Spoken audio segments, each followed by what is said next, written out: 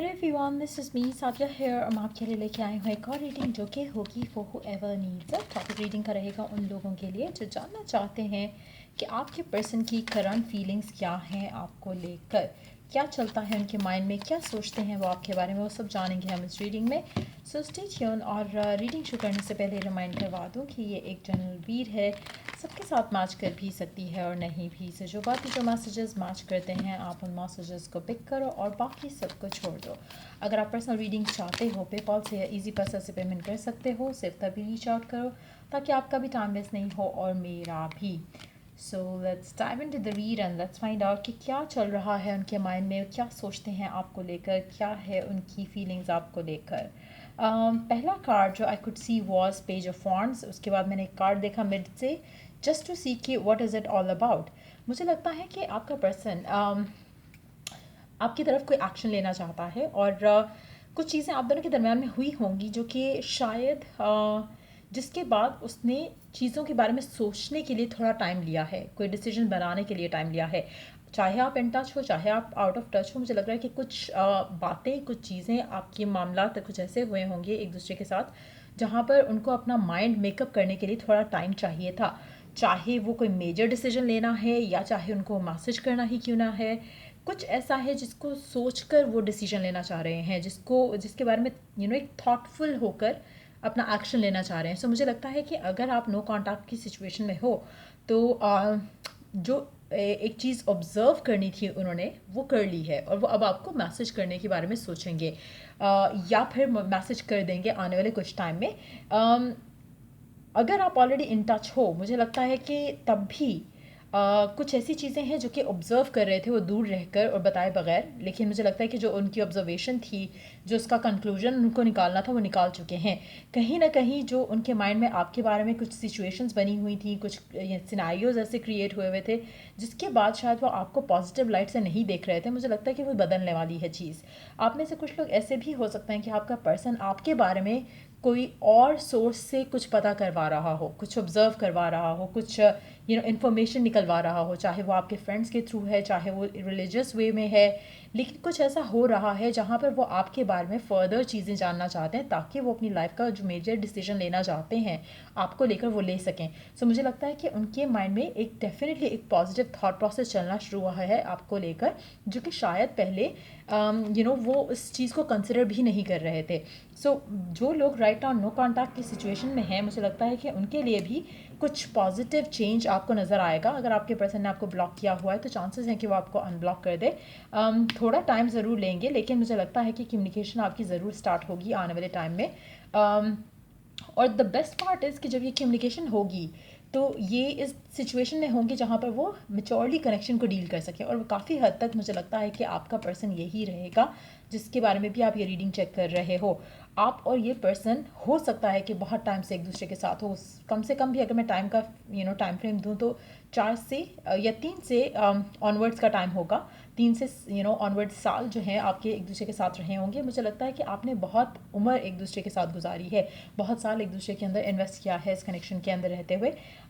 मुझे लगता है कि आपके पर्सन ने over the period of time आपको लेकर बहुत कुछ सोचा है और बहुत कुछ समझा है। आप में से कुछ ऐसे लोग भी हो सकते हैं जो कि एक ट्विन फ्लेम जर्नी में हो अपने पर्सन के साथ और आपने एक दूसरे से बहुत कुछ लर्न किया है।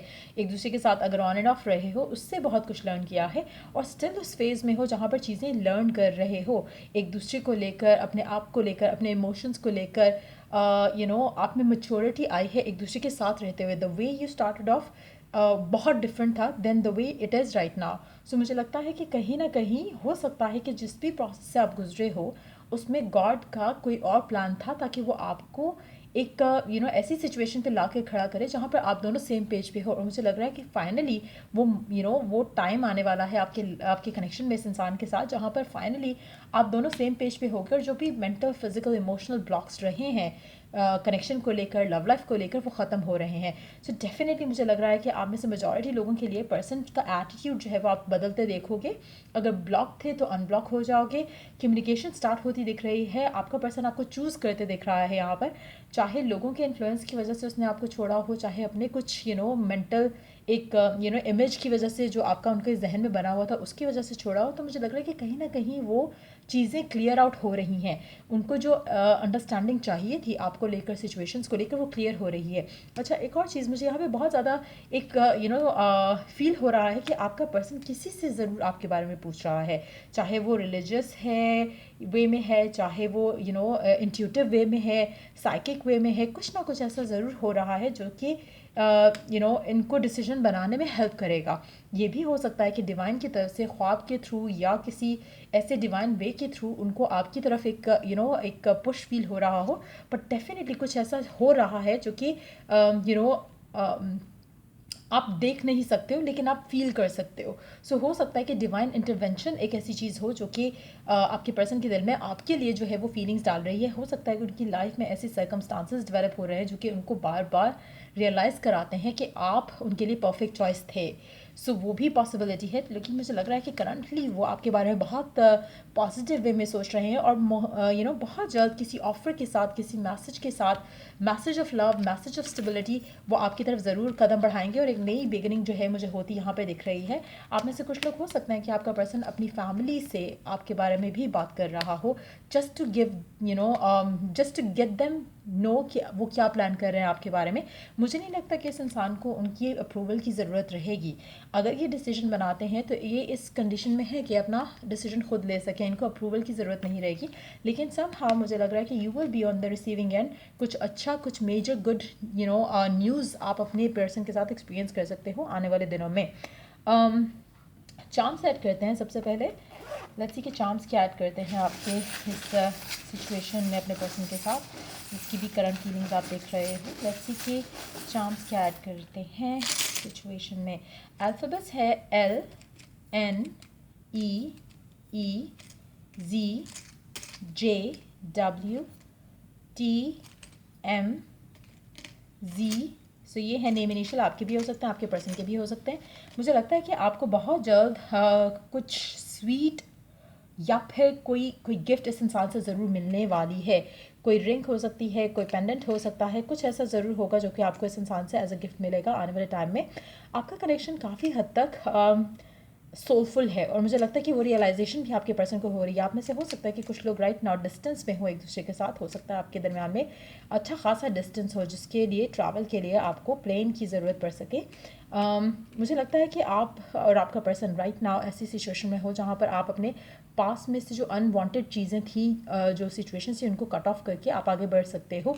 ऐसी सिचुएशन हो चुकी है, ऐसे आप हील हो चुके हो पास्ट से कि आप अपनी लाइफ में आगे बढ़ना चाहते हो एक दूसरे के साथ। मुझे लगता है कि जो विंटर सीज़न है वो आपकी लव लाइफ के लिए बहुत ज़्यादा सिग्निफिकेंट रहेगा। इससे आपके पर्सन इस विंटर सीज़न में बहुत सारा कुछ ऐसा होगा जो कि आपके पर्सन को आपके करीब लेकर आएगा।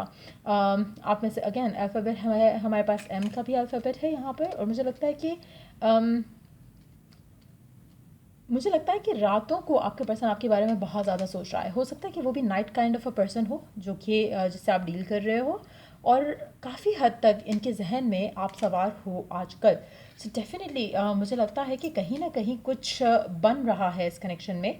लेकिन राइट नाउ मुझे लगता है कि राइट नाउ गिवन सिचुएशन में आपको ऑब्सेस करने की ज़रूरत बिल्कुल नहीं है कि कब आएगा, कब मैसेज करेगा, कब कम्युनिकेट करेगा, कब ये पर्सन प्रपोज करेगा, कब ये रियलिटी बनेगी। जितना ज़्यादा आप अलाउ करोगे, इजी रहोगे सिचुएशंस को लेके, उतना ज़्यादा आप जल्दी ये मैसेज रिसीव करोगे इस इंसान का। जितना ज़्यादा आप ऑब्सेसिवली होकर सोचोगे कि कब कब कब टाइम चेक करोगे, फ़ोन चेक करोगे, उतना ज़्यादा आपके लिए सिचुएशन आप ख़ुद जो है अपने लिए मुश्किल करोगे। सो लेट्स सी कि आपको गिवन सिचुएशन में क्या करने की ज़रूरत है। गिवन सिचुएशन में आपके लिए ओरेकल गाइडेंस क्या है। फेरीज मैसेजेस चेक करते हैं। Wow, you do have two cards. Purity.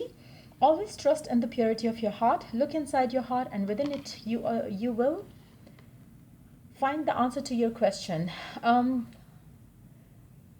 Right now मुझे लगता है कि बहुत ज़रूरी है to know what is it that you truly want and truly desire, क्योंकि जो आपको चाहिए वो आपकी दिल की बात है। जो कि शायद आप जिससे भागना भी चाहो तो नहीं भाग सकते हो। कहीं ना कहीं आप में से कुछ लोग ऐसे होंगे जो कि चाहते कुछ हैं और कहते कुछ हैं। जैसे आप चाहते हो कि पैचअप हो पर्सन से, चाहते हो कि कनेक्शन आपका स्मूथली आगे बढ़े, and then at the same time आप कभी कभी अपने आप से ही भागने लग जाते हो। और अगर ऐसा कर रहे हो तो ट्रस्ट में आपका पर्सन भी इसीलिए आपके साथ ऐसा कर रहा है जैसा हो रहा है।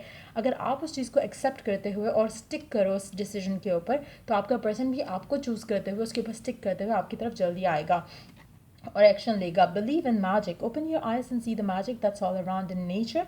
The fairy of the northern light says you are part of nature, so you are magical too. अच्छा, मेजॉरिटी लोगों के लिए मुझे लगता है कि एक मैजिक पे, एक मिरेकल के ऊपर बिलीव करना मुश्किल होता है। डिवाइन रियली वांट कि आप मैजिक पे बिलीव करो, क्योंकि there is all if you look around तो हर जगह कुछ ना कुछ मैजिकल चल रहा है, कुछ अनबिलीवेबल हो रहा है, कुछ इम्पॉसिबल हो रहा है। सो इंस्टेड ऑफ थिंकिंग कि ये तो पॉसिबल नहीं हो सकता, ये इस वजह से पॉसिबल नहीं हो सकता है, ये उस वजह से पॉसिबल नहीं हो सकता, आपको सिर्फ करना ये होता है कि आपको पता होना चाहिए कि आपको क्या चाहिए।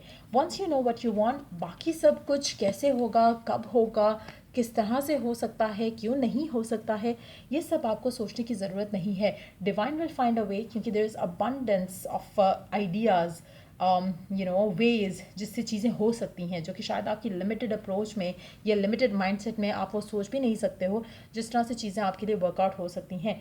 सो इंस्टेड ऑफ थिंकिंग कि पॉसिबिलिटी नहीं है और इम्पॉसिबल है बिल्कुल, और मेरिकल के ऊपर बिलीव नहीं रखते, then start doing that, because that's how you are going to get जो आप डिज़ायर करते हो अपने पर्सन के साथ। सो ये थी रीडिंग आप लोगों की। अगर आपको हेल्प किया हो, गाइड किया हो, तो लाइक शेयर सब्सक्राइब जरूर करो।